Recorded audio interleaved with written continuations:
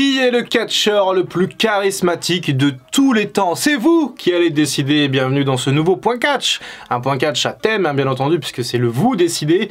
Donc je vous présente 4 cas de figure. Comme d'habitude, aujourd'hui ce sera les catcheurs les plus charismatiques. Et c'est vous qui votez dans les commentaires pour me dire lequel est le plus charismatique selon vous. Juste avant de démarrer, un grand merci à tous ceux qui participent au développement de Dr Everything. Alors pas au développement financier, hein, même si bon, j'aimerais bien avoir des petits sous, avoir un crowdfunding, mais c'est pas le sujet, on s'en fout. Non, le développement de Dr Everything, c'est plutôt vous qui allez mettre des likes, qui allez regarder les vidéos, qui allez partager, qui allez commenter.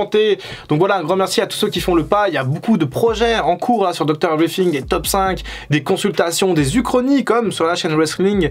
Bref, il y a tout un tas de trucs vraiment super qui arrivent. Donc encore une fois, merci à tous ceux qui arrivent. Et puis si vous ne connaissez pas la chaîne Dr Everything, je vous encourage à venir voir. Je pense que vous ne serez pas déçus. Et tiens, petite confidence par rapport au point catch et ce genre de choses, en fait, la plupart du temps, les idées me sont données sur Twitch, me sont soufflées par la Team Doc sur Twitch. Donc voilà, n'hésitez pas aussi à nous rejoindre et on discute souvent des idées. Je pose des questions, voilà, qu'est-ce que je pourrais faire, qu'est-ce qui vous plairait. Les idées fusent et bah souvent c'est matérialisé en vidéo. Et je regarde aussi vos commentaires aussi pour ça, je regarde les commentaires YouTube. Aujourd'hui, on parle donc des catcheurs les plus charismatiques. Et comment reconnaître un catcheur charismatique? Eh bien, je vais citer ce cher ami Chris sur Twitch qui m'a dit: pour reconnaître quelqu'un de charismatique, il faut voir s'il rentre dans une pièce, si tous les regards se tournent sur lui, c'est que cette personne-là est charismatique et que donc il crève l'écran. En partant de ce postulat, j'ai essayé de trouver 4 catcheurs qui vraiment rentrent dans cette case de charisme absolu de quand ils rentrent dans une pièce, on ne regarde que parce qu'ils ont une présence, une prestance même. Et donc je vais vous les présenter maintenant. Parlons en premier lieu de Dwayne The Rock Johnson. Et oui, son histoire est disponible sur Dr Everything si vous voulez voir, mais c'est pas non plus le sujet encore une fois. Aujourd'hui donc on parle du Rock et de son charisme. Et oui, quel charisme le Rock, mais waouh, quel personnage vraiment. En plus le Rock, c'est pas vraiment inné chez lui, hein. Quand il arrive en 96 à la WWE sous la gimmick de Rocky Maivia, il est pas du tout charismatique. Donc le mec a fait un vrai travail sur lui-même, il a pris beaucoup de cours d'acting à l'époque, des cours de promo, il s'est fait aider par des mecs comme Polyman, il me semble, pas sûr mais à vérifier. Et donc du coup le Rock est vite monté en niveau en termes de promo, en termes de présence dans le ring, et ben tout simplement ça lui a permis d'avoir un charisme dingue, d'avoir la foule dans sa poche à chacune de ses interventions.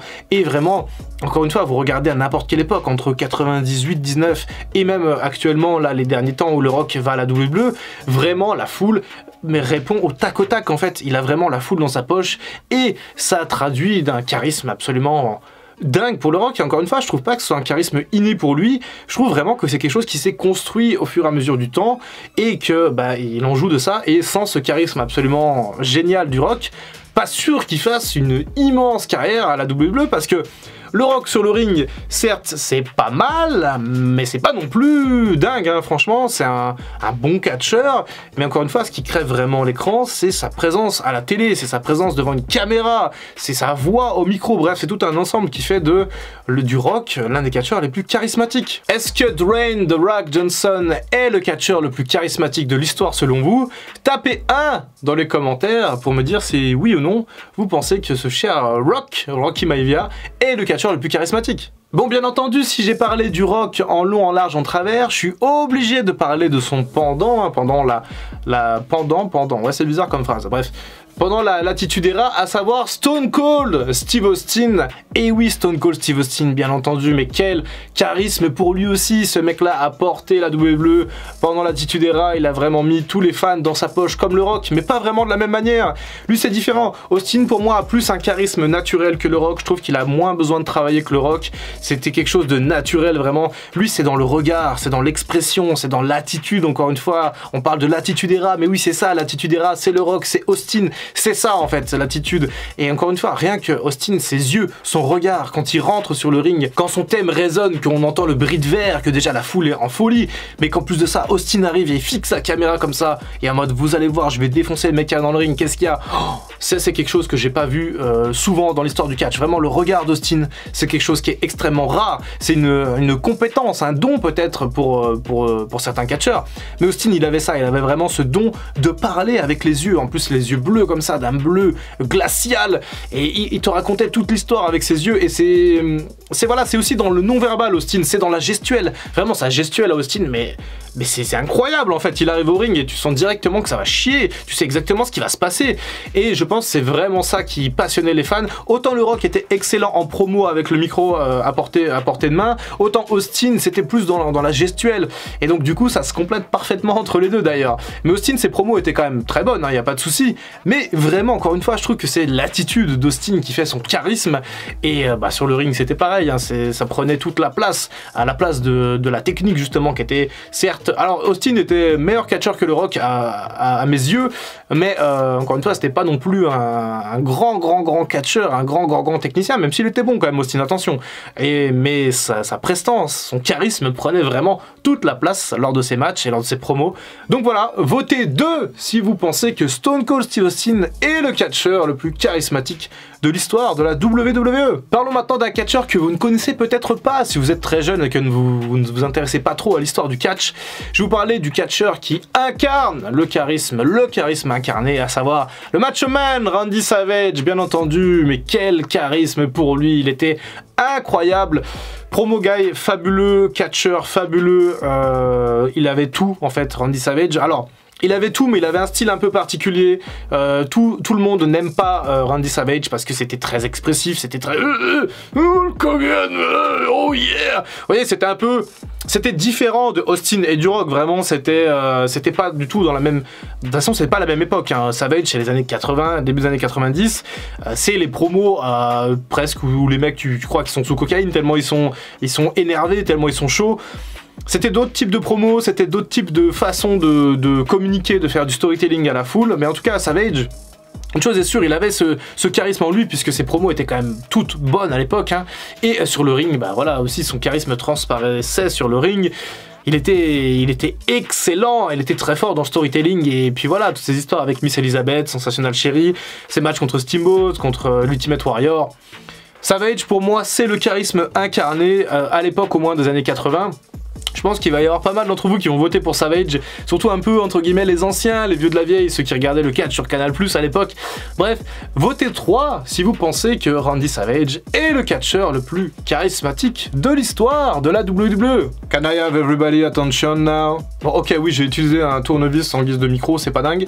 Mais oui, je vais maintenant vous parler, pour ce dernier point, ce dernier catcheur, de CM Punk. Et oui, comment pouvais-je passer outre le charisme de ce cher Phil Brooks, bien entendu, CM Punk, lui c'est le plus récent de cette liste, mais il n'y a aucun doute sur le fait qu'il fait partie de cette liste des catcheurs les plus charismatiques. CM Punk, il a vraiment un fusil dans la bouche, quoi, vraiment, il balance des cartouches en promo, c'est tellement bien, c'est violent, mais c'est un peu le style Stone Cold, je trouve, en termes de promo. Je pense que Punk s'est beaucoup inspiré de Austin, au moins au niveau des promos, et pareil, Punk, de base, pas certain qu'il ait un charisme naturel, même si à la Ring of Honor, déjà en 2005 et tout, avant qu'il aille à la WWE, il était déjà connu comme étant l'internet darling à l'époque, la star préférée du circuit indépendant, parce qu'il avait ça. Il était très bon dans le ring, CM Punk, mais il avait surtout cette fougue, ce charisme un peu à la Darby Allin actuellement du côté de AEW, si jamais je dois faire un parallèle entre le CM Punk d'avant. Mais oui, CM Punk, c'est quelque chose aussi qui s'est fait avec les années. Je pense qu'il s'est beaucoup entraîné, il a été encore une fois lui aussi coaché par Polyman. Donc voilà, ça aide pour les promos. Et il est passé, on a senti cette jonction entre le CM Punk du début de la WWE avec les cheveux longs et ce CM Punk un peu de 2011 là où il devient, après la paille bombe, il devient un autre CM Punk, pour moi vraiment un personnage beaucoup plus spécifique, un peu spécial, avec plusieurs habilités et des compétences différentes. Bref, en tout cas, CM Punk, c'est clair qu'à partir de 2011, il est mortel de charisme, il est incroyable, ça paille bon, vraiment, ça résonne dans le monde du catch, mais ça change tout pour CM Punk, ça change tout pour la WWE, ça change tout pour les fans qui voient qu'on peut casser le 4e mur à la WWE.